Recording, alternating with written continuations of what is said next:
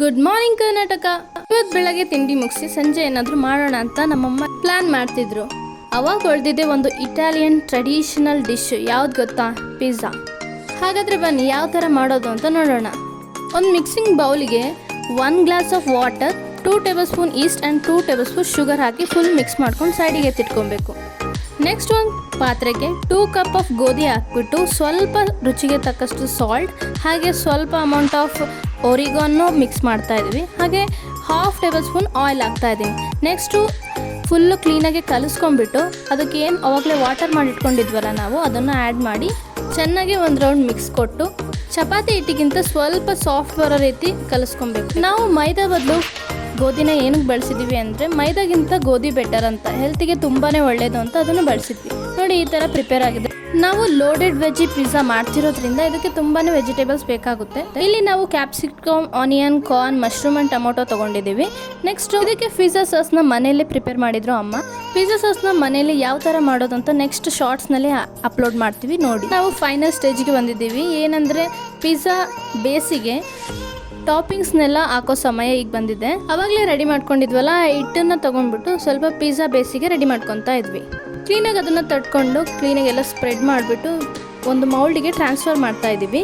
ಆ ಬೇಸ್ನ ಮೌಲ್ಡಿಗೆ ಟ್ರಾನ್ಸ್ಫರ್ ಮಾಡೋಕ್ಕಿಂತ ಮುಂಚೆ ಸ್ವಲ್ಪ ಗೋಧಿ ಹಿಟ್ಟನ್ನು ಅದಕ್ಕೆ ಸ್ಪ್ರೆಡ್ ಮಾಡ್ಕೊತಾ ಇದ್ದೀವಿ. ನೆಕ್ಸ್ಟು ಪಿಜ್ಜಾ ಬೇಸ್ನ ಅಮ್ಮ ಈ ಥರ ರೆಡಿ ಮಾಡ್ತಾ ಇದ್ದಾರೆ. ನೀವೇ ನೋಡ್ತಿದ್ದೀರಾ ಯಾವ ಥರ ಕ್ಲೀನಾಗಿ ರೆಡಿ. ಇದೇ ಥರ ಮಾಡಿಕೊಂಡ್ರೆ ತುಂಬಾ ಕನ್ಸಿಸ್ಟೆಂಟಾಗಿ ಬರುತ್ತೆ.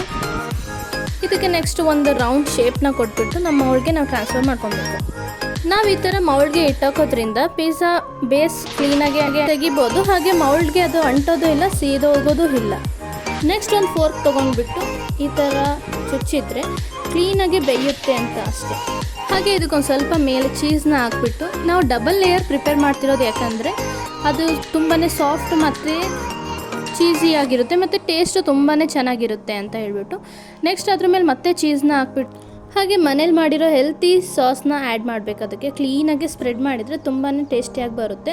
ಸ್ವಲ್ಪ ಅಲ್ಲಿ ಇಲ್ಲಿ ಜಾಸ್ತಿ ಕಮ್ಮಿ ಮಾಡಬೇಡಿ. ಪಿಜ್ಜಾಗೆ ಮೇಯ್ನ್ ಟಾಪಿಂಗ್ಸೇ ಪಿಜ್ಜಾ ಸಾಸ್ ಆಗಿರುತ್ತೆ. ಅದರಿಂದ ಕ್ಲೀನಾಗಿ ಅದನ್ನು ಸ್ಪ್ರೆಡ್ ಮಾಡಿಬಿಟ್ಟು ನೆಕ್ಸ್ಟ್ ಅದ್ರ ಮೇಲೆ ಯಾವುದ್ಯಾವ್ದು ನಿಮಗೆ ವೆಜ್ಜಸ್ ಬೇಕೋ ಅದನ್ನೆಲ್ಲ ಆ್ಯಡ್ ಮಾಡ್ಬೋದು. ನಾವು ಇಲ್ಲಿ ಮಶ್ರೂಮ್, ಟೊಮೆಟೊ, ಈರುಳ್ಳಿ, ಕ್ಯಾಪ್ಸಿಕಮ್ ಆ್ಯಂಡ್ ಕಾರ್ನ್ನ ಆ್ಯಡ್ ಮಾಡ್ತಾ ಇದ್ದೀವಿ. ನೀವು ಅಕಸ್ಮಾತ್ ಏನಾದರೂ ನಾನ್ ವೆಜ್ ಪ್ರಿಯರ್ ಆಗಿದ್ದರೆ ನೀವು ಚಿಕನ್ನ ಆ್ಯಡ್ ಮಾಡ್ಕೊಬೋದು. ಅದು ಒಂದು ಡಿಫ್ರೆಂಟಾದ ಟೇಸ್ಟ್ನ ನೀವು ಟ್ರೈ ಮಾಡ್ಬೋದು ಅನಿಸುತ್ತೆ. ಪಿಜ್ಜಾ ಬೇಸ್ ಮಾಡ್ತೇನೆ ಗ್ಯಾಸ್ ಮೇಲೆ ಒಂದು ಪ್ಯಾನ್ನ ಪ್ರೀ ಹೀಟ್ ಮಾಡ್ತಾ ಇರಬೇಕು. ನಮ್ಮಲ್ಲಿ ಓವನ್ ಇಲ್ಲದಕ್ಕೆ ನಾವು ಗ್ಯಾಸಲ್ಲೇ ರೆಡಿ ಮಾಡ್ತಾ ಇದ್ದೀವಿ. ನೆಕ್ಸ್ಟು ನಾವು ಲಾಸ್ಟಲ್ಲಿ ಒಂದು ಟಚಪ್ ಕೊಡಬೇಕಲ್ಲ, ಅದಕ್ಕೆ ಓರಿಗನ್ ಮತ್ತು ಚಿಲ್ಲಿ ಫ್ಲೆಕ್ಸ್ನ ಆ್ಯಡ್ ಮಾಡ್ತಾ ಇದ್ದೀವಿ. ತುಂಬಾ ಚೆನ್ನಾಗಿ ಸ್ಮೆಲ್ ಬರ್ತಾ ಇತ್ತು. ತುಂಬಾ ರುಚಿಯಾಗೂ ಇರುತ್ತೆ ಅಂತ ನಾವು ಎಕ್ಸ್ಪೆಕ್ಟ್ ಮಾಡಿದ್ವಿ. ಅದೇ ಥರ ತುಂಬಾ ಚೆನ್ನಾಗಿತ್ತು. ಮೌಲ್ಡ್ನ ಪ್ರೀ ಹೀಟೆಡ್ ಪ್ಯಾನ್ಗೆ ಟ್ರಾನ್ಸ್ಫರ್ ಮಾಡಿಬಿಟ್ಟು ಸ್ವಲ್ಪ ಚೀಸ್ ಮೇಲೆ ಇನ್ನೂ ಸ್ವಲ್ಪ ಹಾಕ್ಬಿಟ್ಟು ಸ್ವಲ್ಪ ಹೊತ್ತು ಕಾದ್ಬಿಟ್ಟು ಒಂದು 20 ಮಿನಿಟ್ಸ್ ಲೋ ಫ್ಲೇಮಲ್ಲಿ ಇಟ್ಟು ಬೇಯಿಸಿದ್ರೆ ಸಾಕು. ನೋಡಿ ಈ ಥರ ಆಗಿದೆ. ತುಂಬ ಚೆನ್ನಾಗಾಗಿದೆ ಅಂತ ಅಂದ್ಕೊಂಡಿದ್ದೀನಿ. ಟೇಸ್ಟು ತುಂಬ ಚೆನ್ನಾಗಾಗಿತ್ತು. ಅದು ಯಾವುದೇ ಕಾಸ್ಟ್ಲಿ ಇಂಗ್ರೀಡಿಯೆಂಟ್ಸ್ನ ಬಳಸೇ ಇಲ್ಲ. ಆದರೂ ಇಷ್ಟೊಂದು ಚೆನ್ನಾಗಾಗಿದೆ ಅಂದರೆ ಎಕ್ಸ್ಪೆಕ್ಟೇ ಮಾಡೋಕ್ಕಾಗಿರಲಿಲ್ಲ ಇಷ್ಟು ಚೆನ್ನಾಗಿರುತ್ತೆ ಅಂತ. ತುಂಬಾ ಚೆನ್ನಾಗಿತ್ತು. ನೀವು ಒಮ್ಮೆ ಮನೇಲಿ ಟ್ರೈ ಮಾಡಿ ಹೇಳಿ, ಕಮೆಂಟ್ ಮಾಡಿ ಯಾವ ಥರ ಇತ್ತು ಅಂತ ಹೇಳಿ. ನಮ್ಮ ಮನೇಲಂತೂ ತುಂಬಾ ಚೆನ್ನಾಗಿತ್ತು. ಎಲ್ಲರೂ ಒನ್ ಮೋರ್ ಅಂತ ಕೇಳ್ತಾ ಇದ್ರು. ಇನ್ನೂ ಹೊಸ ರೆಸಿಪಿಗಾಗಿ ನಮ್ಮ ಚಾನಲ್ನ ಸಬ್ಸ್ಕ್ರೈಬ್ ಮಾಡಿ. ಹಾಗೆ ವಿಡಿಯೋಗೆ ಲೈಕ್ ಮಾಡಿ, ಶೇರ್ ಮಾಡಿ, ಕಮೆಂಟ್ ಮಾಡಿ. Thank you. ನೆಕ್ಸ್ಟ್ ವಿಡಿಯೋದಲ್ಲಿ ಸಿಗೋಣ.